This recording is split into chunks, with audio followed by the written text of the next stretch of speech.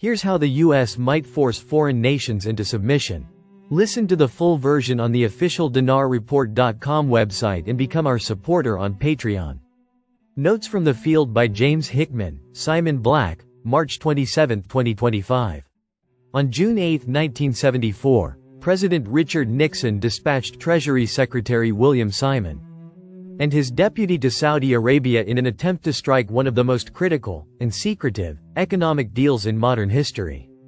3 years earlier, in August 1971, Nixon had severed the final link between the US dollar and gold, officially ending the Bretton Woods system. That meant foreign governments could no longer redeem their dollars for gold, effectively turning the dollar into a pure fiat currency backed by nothing but political promises. After Nixon's move, the US could effectively print and spend as much money as it wanted, something that Congress enthusiastically embraced. Inflation soared, confidence in the dollar plummeted, and foreign countries began dumping dollars as a result. So Washington hatched a plan. The mission to Riyadh was a covert, high-stakes operation to engineer artificial demand for the dollar. They went to convince Saudi Arabia, the world's largest oil producer, to sell its oil exports exclusively in US dollars. In return, the US would offer military protection, political support, and access to sophisticated weaponry. It was the birth of the petrodollar. Pretty much every country on earth was buying oil from Saudi Arabia.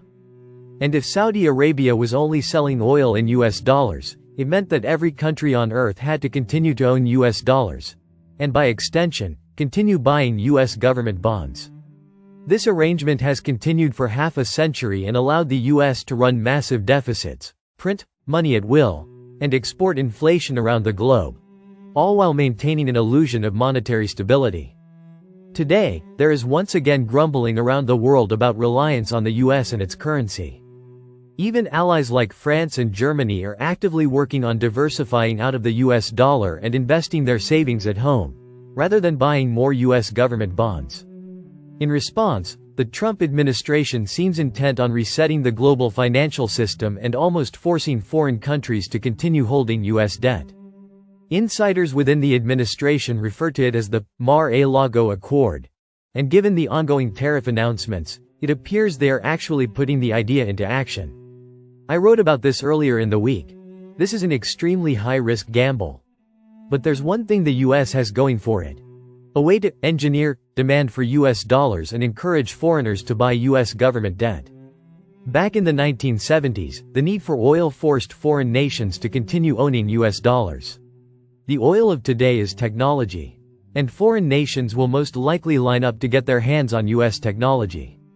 The US is still the leader in advancements like AI and high-performance computing, quantum, other advanced semiconductor technologies, robotics, small-scale nuclear, and more. Obviously, other countries possess some of this technology. China still leads in supercomputing and has plenty of its own AI. But much of the core infrastructure, especially advanced semiconductors, is dominated by the United States.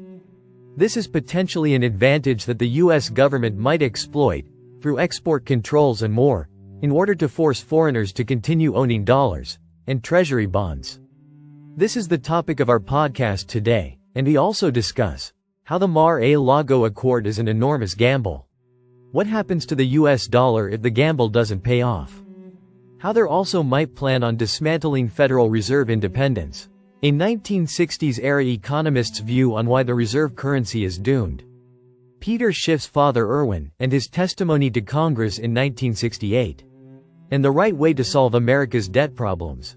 Listen to the full version on the official dinarreport.com website and become our supporter on Patreon. Source: dinarrecaps.com